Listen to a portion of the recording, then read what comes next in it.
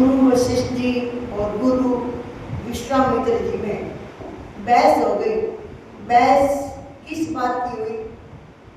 गुरु वशिष्ठ तो कहते कि सत्संग ऊंचा है और विश्वामित्र जी कहते नहीं, तप ऊंचा है।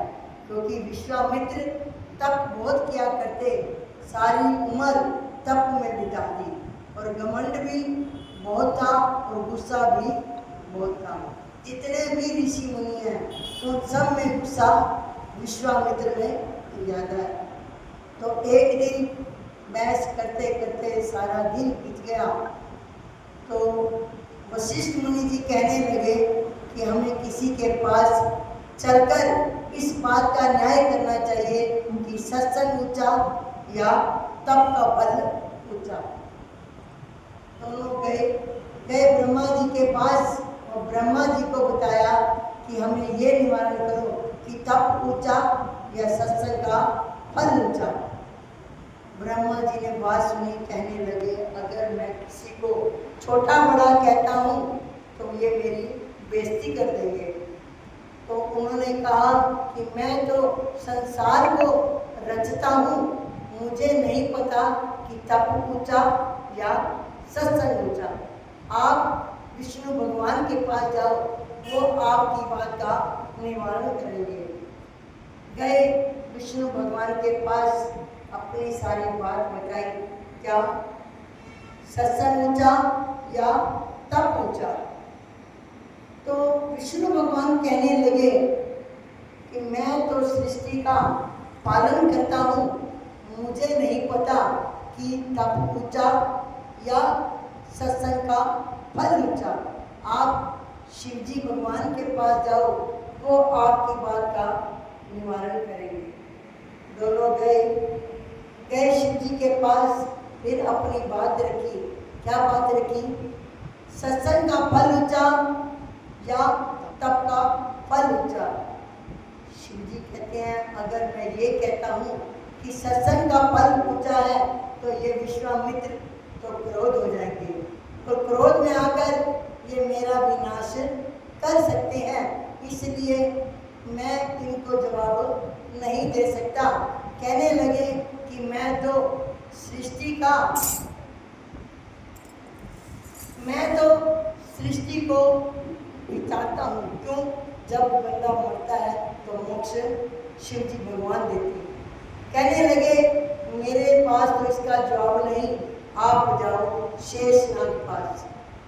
अब दोनों जब तक बहस चलती रहे और कोई बात का उत्तर ना मिले तो मन शांत नहीं होता। तो वो दोनों चले गए शेषनाग के पास। शेषनाग के पास गए, बात रखी और कहने लगे कि हमें इस बात की समझ नहीं आई कि सत्संग का फल ऊंचा या तप का फल ऊंचा। शेषनाग कहने लगे ऐसे करो कि मैंने तो मेरे सिर के ऊपर पूरी धरती का भार ले रखा है, आप दोनों में से एक मिनट के लिए अगर धरती को अपने पास रखो तो मैं इसका उत्तर दे दूँ। विश्वामित्र को बहुत घमंड आया, कहने लगा बता ये धरती शेषनाग ने उठा रखी है, मैंने तो इतने साल तप किया, मैं तो एक मिनट लगाऊंगा इसको उठाते हुए। शेषनाग को कहने लगे विश्वामित्र जी कि आप अपना भार मेरे सिर पे रखो। जैसे ही रखा तो धरती नीचे दबती चली गई। विश्वामित्र घबराए, कहने लगा कि मेरे तप का क्या हुआ? मेरा तप इतना ज़्यादा कि मैं धरती का भार नहीं उठा सकता। तो शेषनाग कहने लगे अब सत्संग का फल ऊंचा। क्यों ऊंचा? सत्संग में उन्होंने जैसे ही सत्संग का नाम दिया तो धरती वहीं रुक गई और तप के बल से क्या हुआ? धरती नीचे धंसने लगी। कहते हैं तप के 100 वर्ष और सत्संग की आधी घड़ी। अगर हम जितने जीव सत्संग में आए, कहते हैं ये पता चलता है कि हम कितने जिज्ञासु हैं, कितनी कमर पहचानते हैं, कितने नियम के पक्के हैं। पर ऐसा होना नहीं चाहिए।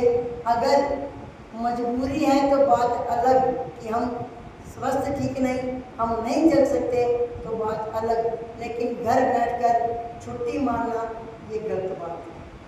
कहते हैं घर बैठने से मतलब क्या हुआ कि आज संत नहीं है तो हम किसके पास जाएं।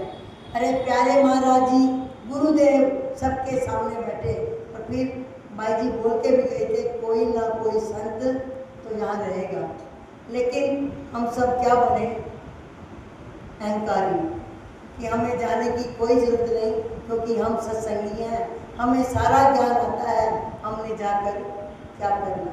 लेकिन ज्ञान की कोई उम्र नहीं, जितना वक्त हम जिएंगे ज्ञान प्राप्त करते ही रहेंगे। और सत्संग का महत्व देखो कितना ऊंचा, तप करते करते बंदा थक जाता है। क्यों थकता है?